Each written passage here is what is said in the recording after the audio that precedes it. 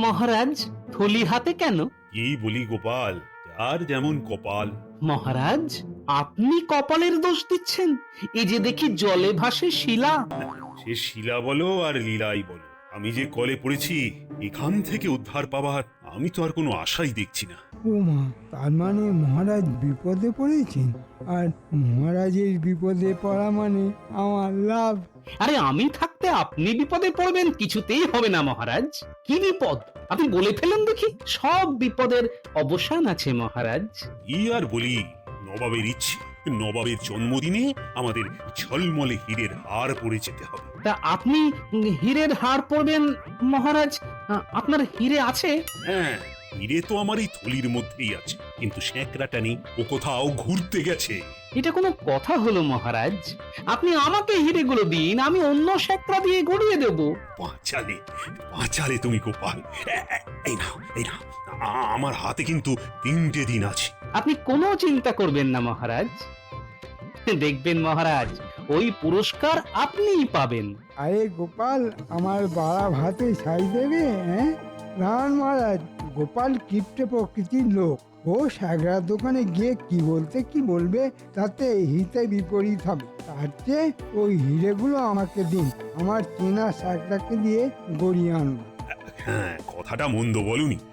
তুমি বরং মন্ত্রীর হাতে দিয়ে দাও। ঠিক আছে মহারাজ, এই নিন মন্ত্রী মশাই, আপনার শেকরা দিয়ে মহারাজের জন্য হাটটা ভালো করে বানিয়ে আনুন। তাহলে আমি নিশ্চিন্ত তো মন্ত্রী? আমি আজই সাগরার কাছে নিয়ে যাচ্ছি। আমাকেও যে একটু নজর রাখতে হবে।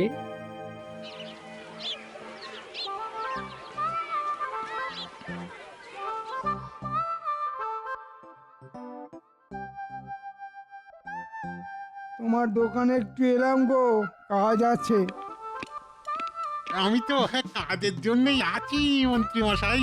বলুন বলুন, কি কাজ বলুন। এই দেখো, এই হিরেগুলো দিয়ে আমার সাইজের একটা হিরের হার বানিয়ে দিতে হবে। ওরে বাবা, এ তো আসল হিরে।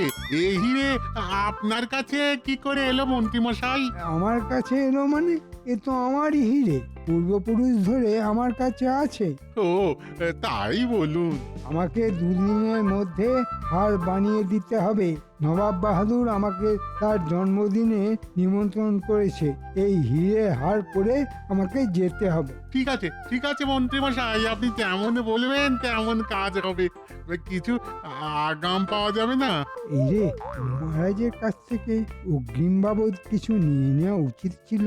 তুমি বানাতে থাকো, কাল সকালে তোমাকে কিছু অগ্রিম দিয়ে যাব।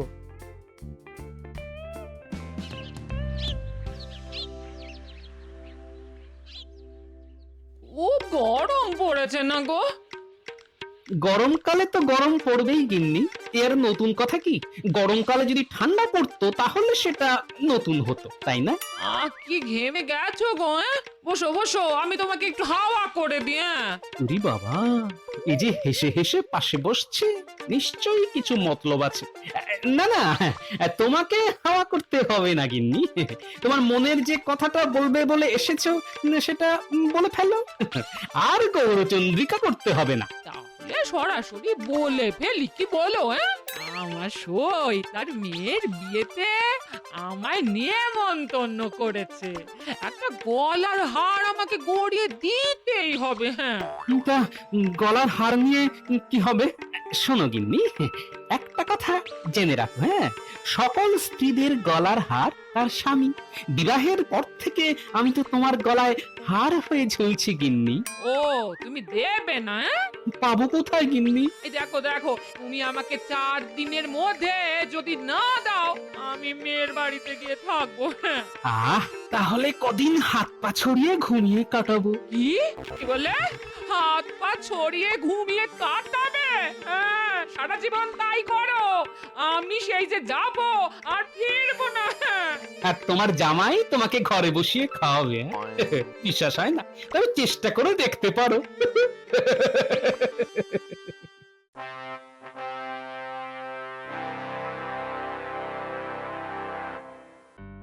মন্ত্রী, হারের কাজ কত দূর? চলছে মহারাজ, যে গতিতে চলার কথা সেই গতিতেই চলছে। বড়ই মন্থর গতি মহারাজ। তুমি দ্রুত আর মন্থরের পার্থক্য কি করে বুঝবে গোপাল? তুমি কি স্বর্ণকার? না মন্ত্রী মশাই, আমি স্বর্ণকার নই, আমি গোপাল। ভাঁড় গোপাল মানে গোপাল ভাঁড়। তোমার কাজ লোক হাসানো। এটা যে তুমি কেন ভুলে যাও কে জানে। নিজের মধ্যে থাকো গোপাল, বড়দের ব্যাপারে নাক গলিও না। গোপালকে বলে কিছু লাভ নেই পণ্ডিত, ও সকলের মধ্যে কথা বলবে, এটাই ওর বৈশিষ্ট্য। আহ, তোমরা থামো তো। মন্ত্রী, আমি তোমার কাজে কিন্তু খুব একটা সন্তুষ্ট নই। কাল আমার হার যেন আমার কাছেই চলে আসে। আমি পরশু ওই হার পরে নবাব বাহাদুরের দরবারে যাব, কথাটা যেন মনে থাকে। ওই হার তো আপনার নেই মহারাজ, ওই হার এখন আমার। আমি এই হার পরে নবাবের দরবারে যাব। নবাব বাহাদুর আমাকে দেখে কি খুশি হবে। এই ঝকঝকে হিরে হার পরে আমি যখন নবাব বাহাদুরের সামনে দাঁড়াবো, সবাইকে ছেড়ে দিয়ে নবাব বাহাদুর আমাকে পুরস্কার দেবে। দরকার পড়লে কৃষ্ণনগরের রাজাও আমি হয়ে যাব। মন্ত্রী, আমি কি বলছি সেটা তোমার কানে যাচ্ছে? ও হ্যাঁ হ্যাঁ হ্যাঁ হ্যাঁ মহারাজ, হ্যাঁ হ্যাঁ হ্যাঁ আমার কানে গেছে। আমি আজই তাগাদা দিয়ে আসব। মন্ত্রী মশাই নির্ঘাত কিছু গোলমাল করেছে, ব্যাপারটা একটু দেখতে হচ্ছে। মন্ত্রীর মনে কি অন্যরকম কিছু করছে? না, এই গোপালের সঙ্গে আমায় পরামর্শ করতে হবে। সবার সামনে গোপালকে থাকার কথা বলবো না। বলছি, আমার আজ শরীরটা একটু খারাপ লাগছে, তাই রাজকার্য এখানেই সমাপ্ত হলো। মানে আজকের মতো রাজসভা এখানেই শেষ। মন্ত্রী, তুমি এক্ষুনি শ্যাকরার কাছে যাও। আমি যাচ্ছি মহারাজ। আমি ভেবেছিলাম যে রাজসভা শেষ হলেই আমি সাগরার কাছে যাব। আমি আসি মহারাজ। বিজ্ঞানী, আমার কেমন একটা সন্দেহ হচ্ছে বুঝলে। মন্ত্রীর ব্যবহারটা তো একদম ঠিক ধরেছেন। রাজামশাই এতবার ঠকেন, তবু মন্ত্রীর উপর রাজামশাইয়ের এত অচলা ভক্তি দেখে মাঝে মধ্যে খুব রাগ হয়।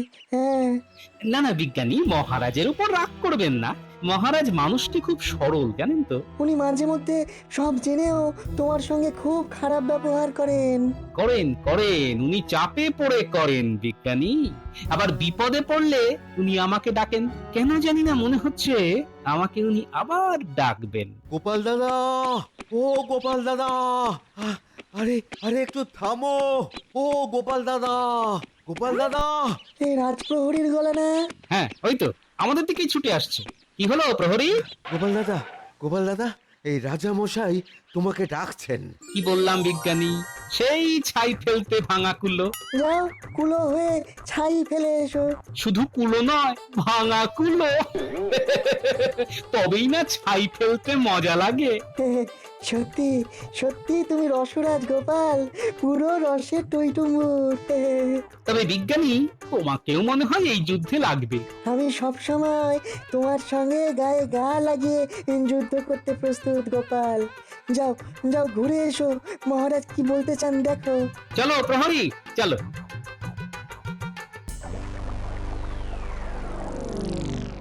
দেখো গোপাল, মন্ত্রীর ভাবগতি কিন্তু আমার একদম ভালো লাগছে না। আমারও ভালো লাগছে না মহারাজ, কিন্তু কি আর করা যাবে। আপনি নিজেই আমার কাছ থেকে হিরেগুলোকে নিয়ে মন্ত্রী মশাইকে দিয়েছেন। খুব ভুল করেছি, খুব খুব ভুল করেছি, মানছি। কিন্তু আমাকে এই বিপদ থেকে এখনকার মতো উদ্ধার করে দাও গোপাল। ঠিক আছে মহারাজ, আপনি চিন্তা করবেন না, আমি বিষয়টা দেখছি এবং কথা দিচ্ছি নির্দিষ্ট দিনে আপনি ওই হীরের হার পরেই নবাব বাহাদুরের জন্মদিনে উপস্থিত হতে পারবেন। আপনি কালই আপনার হীরের হার পেয়ে যাবেন। আমি এখন চলি মহারাজ।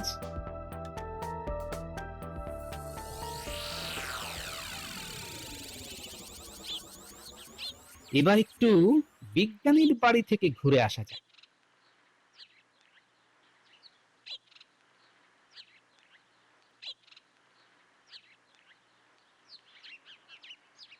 বিজ্ঞানী, একটু বিরক্ত করতে এলাম। মা, না না, তুমি এলে আমি বিরক্ত হই কখনো? বলো বলো কি প্রয়োজন?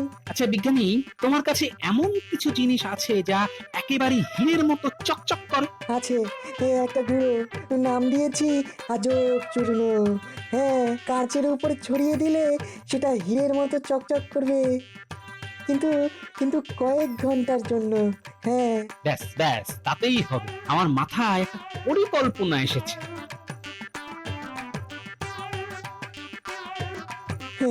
বাহ বাহ বাহ বাহ বাহ বাহ বাহ, দারুণ পরিকল্পনা।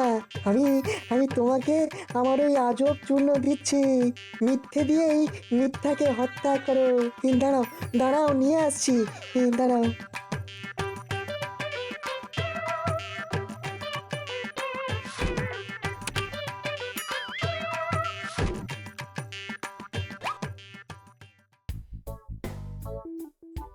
মন্ত্রী কোথায় হাড় গড়াতে গেছে সেটা আমি জানি। ওইখানে গিয়ে দেখি মন্ত্রী মশাই আছে কিনা। কি গোপাল দাদা, কোথায় যাচ্ছ গো? এই সামনের দিকেই যাব। বাবা, সামনের দিকে কি আছে? হ্যাঁ, সবাই দেখি সামনের দিকে যাচ্ছে। মন্ত্রী মশাই চলেছে সামনে, আর গোপাল দাদা তুমিও দেখছি মন্ত্রী মশাইয়ের পেছনে পেছনে যাচ্ছ। কি ব্যাপার গোপাল দাদা? ও, মন্ত্রী মশাই সামনে। বাহ বাহ বাহ বাহ, তার মানে আমি ঠিক জায়গাতেই যাচ্ছি।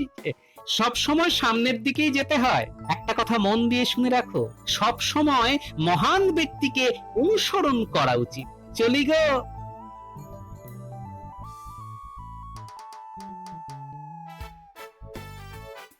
ব্যাস, দুয়ে দুয়ে চার। মন্ত্রী মশাই কোথায় আছেন জানা গেল এবার। আর এই ছন্দ মিলিয়ে দিলাম, তার মানে সভাকবির গুণটাও আমার মধ্যে এসে গেছে।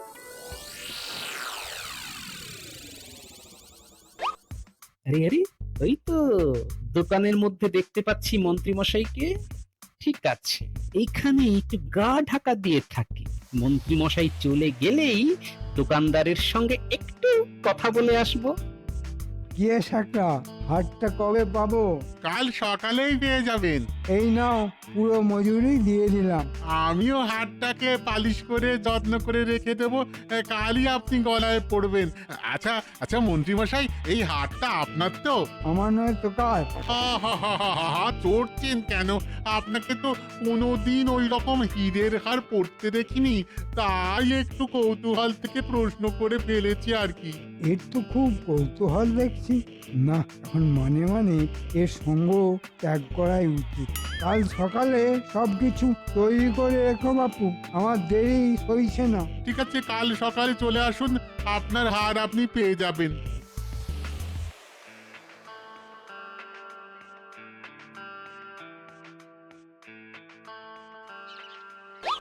ওই মন্ত্রী মশাই দোকান থেকে বেরিয়েছেন, এবার আমি গিয়ে ঢুকি।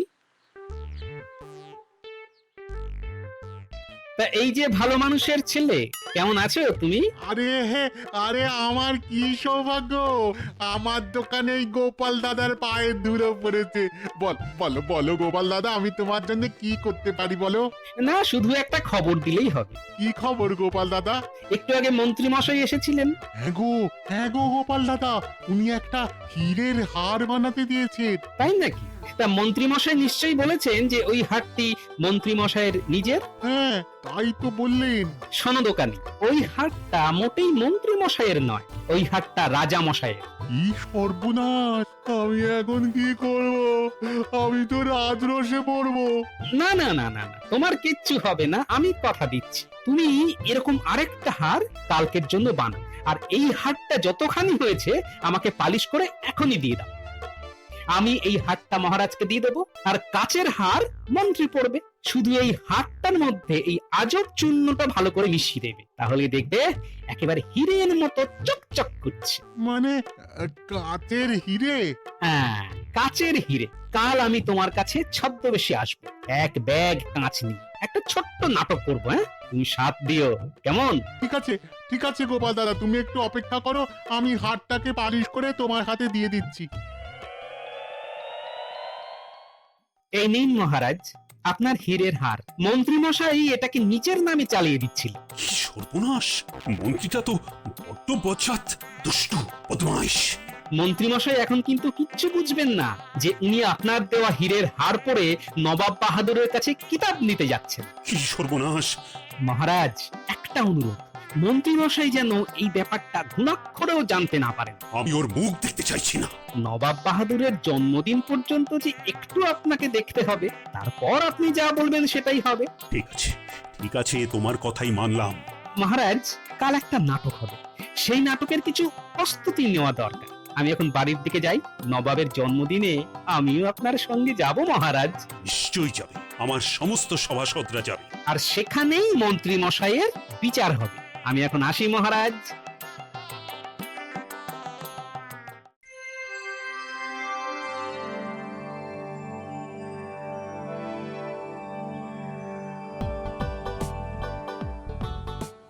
আমার কাছে এই ঝোলার মধ্যে অনেকগুলো হিরে আছে, ভালো দাম পেলে বিক্রি করতে পারি।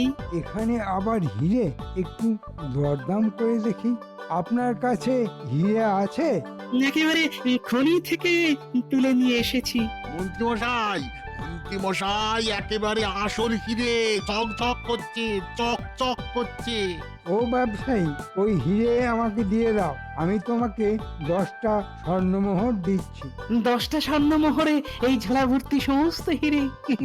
আপনি কি পাগল? তাহলে 20টা স্বর্ণমোহর, আপনার পাগলামি কি বংশগত? 30টা স্বর্ণমোহর, কমসে কম 50 স্বর্ণমোহর ছাড়া আমি তো এই হিরের ঝোলা দেব না। 50? ওরে বাবা, বড্ড বেশি হয়ে যাচ্ছে ভাই। মন্ত্রীমশাই, একেবারে খনি থেকে তোলা হিরে, এর দামটা তো একটু বেশি হবেই মন্ত্রীমশাই। আর এই দাদা না অত্যন্ত কম পয়সায় আপনাকে হিরেগুলো দিচ্ছে। এখন আপনি আপনার হিরের হারটা নিয়ে নিন আর আমাকে উদ্ধার করুন, তারপর এই দাদার সঙ্গে হিরে নিয়ে দরদাম করুন। এই নিন মন্ত্রীমশাই, এই নিন এই হিরের হার। বাহ বাহ বাহ বাহ বাহ, কি চকচক করছে। আমি আমি খুব খুশি হয়েছি। এটা পরে এবার আমি নবাব বাহাদুরের দরবারে যাব। নবাব বাহাদুর কি খুশি হবেন, আমাকে কৃষ্ণনগরের মহারাজ করে দেবেন। তারপর কত উপহার পাবো। উপহার না ছাই পাবেন সেটা নবাব বাহাদুরের দরবারে গেলেই বুঝতে পারবেন মন্ত্রী মশাই। ও ব্যবসায়ী ভাই, দাও 50 স্বর্ণমোহরেই আমার ওই হিরেগুলো দাও। এগুলো কিন্তু ভারী জলের দরে পেলেন। এই হিরেগুলো এবার আপনার পোশাকে আর পাগড়িতে আঠা দিয়ে আটকে নিন, দেখবেন কি চমৎকার লাগবে। বলছো ব্যবসায়ী ভাই, আমায় খুব ভালো লাগবে? দারুণ সুন্দর লাগবে, ঠিক যেন হংস মধ্যে বক যথা। বাবা, কি কঠিন বাংলা বললে ব্যবসায়ী ভাই। তোমার বাংলা শুনে আমার কি যে আনন্দ হচ্ছে কি বলবো। তার মানে আমাকে হংসের মধ্যে বকের মতো লাগবে? লাগবে তো, লাগবে তো। আবার দেখা হতে পারে মন্ত্রী মশাই। এখন আসি, বাজাবো এখন কাশি।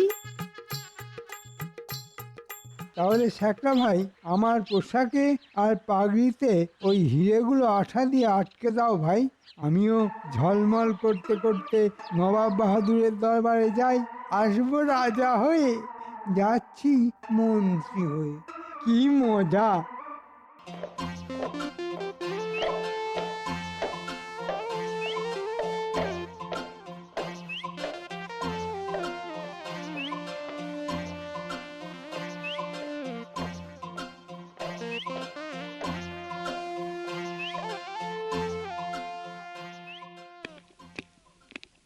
আমি এসে গেছি নবাব বাহাদুর। দেখুন কেমন ঝলমলে হীরের হার আর ঝলমলে হীরের পোশাক। অজির মন্ত্রী তো কাচের হার পরে এসেছে, সারা গায়ে কাচ লাগিয়ে কি কিম্ভূত সেজে এসেছে দেখো। না না না, ভুল করছেন নবাব বাহাদুর, একেবারে খনি থেকে তোলা হিরে। কি পাগলামি করছো মন্ত্রী? তোমাকে খনি থেকে হিরে তুলে কে দিল? একটা ব্যবসায়ী। সে তোমায় ঠকিয়েছে। কিন্তু গলার হার সেটা তো সম্পূর্ণ হিরে। ওটাও কাচের মন্ত্রী মশাই। মানেটা কি? মানেটা হলো আমার হিরেগুলোকে তুমি চুরি করে নিজের নামে চালাতে যাচ্ছি। কিন্তু বিধি গোপাল, মানে যার আছে গোপাল তার খুলে যাবে কপাল। তোমার সব মিথ্যেগুলো ধরা পড়ে গেছে মন্ত্রী। আর এবার তোমাকে কি শাস্তি দিই বলো তো? আর আমিও আমাদের বিজ্ঞানীর দেওয়া আজব চূর্ণ মিশিয়ে করে দিলাম হিরে। সেই কাচের হিরে মন্ত্রী মশাইয়ের গলায়। মহারাজ, আপনার মন্ত্রী সংসেজে নবাব বাহাদুরকে খুশি করে রাজা হতে চেয়েছি। এবার করবো মন্ত্রীর হার ভাজা ভাজা। কৃষ্ণচন্দ্র, তোমার গলায় যে হার সেটা হচ্ছে আসল হিরের। আর এই হীরের হাটটাকে নিজের বলে চালাতে গিয়ে মন্ত্রী মশাই পড়ে গেলেন প্যাঁচে। সুতন্ত্র, তুমি আমার এই দরবারের আসল হিরে, আমার জন্মদিনের সেরা উপহার তুমি। তাই তোমাকে আমি আমার দরবারের পক্ষ থেকে তোমাকে আমি ঝলমল শ্রী উপাধি দিলাম। আমি ধন্য হলাম গোপাল, তুমি আমার সভার উজ্জ্বল নক্ষত্র। তোমাকে এই হীরের হার আমি প্রদান করলাম। যাক, বউয়ের মানভঞ্জনটা হয়ে গেল। মানে আমার একমাত্র বউ আমার কাছে হীরের হার চেয়েছিল, কোথায় পাবো বলুন? সেই গোসা করে এই দুদিন কথা পর্যন্ত বলেনি মহারাজ। গোপাল, তুমি এবার তোমার বাড়ি গিয়ে বৌমার মান ভঞ্জন করে কবজি ডুবিয়ে খাও। আর আমার কি করবেন মহারাজ? তুমি এখন আমার হাজতে থাকবে মন্ত্রী, তোমার অপরাধ ক্ষমাহীন। চুরি বিদ্যা বড় বিদ্যা, যদি না পড়ো ধরা, ধরা পড়লেই পাবে তুমি শাস্তি ভীষণ করা। বাহ বাহ গোপাল, তোমার তো অনেক উন্নতি হলো। মানে এই সভা কবির কাছে থাকতে থাকতে তুমিও তো কবি হয়ে গেলে দেখছি। নবাব বাহাদুর, একটু দয়া। এই কে আছিস? এক কৌটো নস্যি নিয়ে আয়, মন্ত্রী মশাইয়ের নাকে দে, এঁচে মরুক বেটা। ওরে বাবা, নস্যি নিয়ে হাঁটতে হবে? আমাকে দয়া করে হাজতে দিয়ে দিন নবাব বাহাদুর। উজিত, মন্ত্রীকে নিয়ে যাও, হাজতে নিয়ে যাও।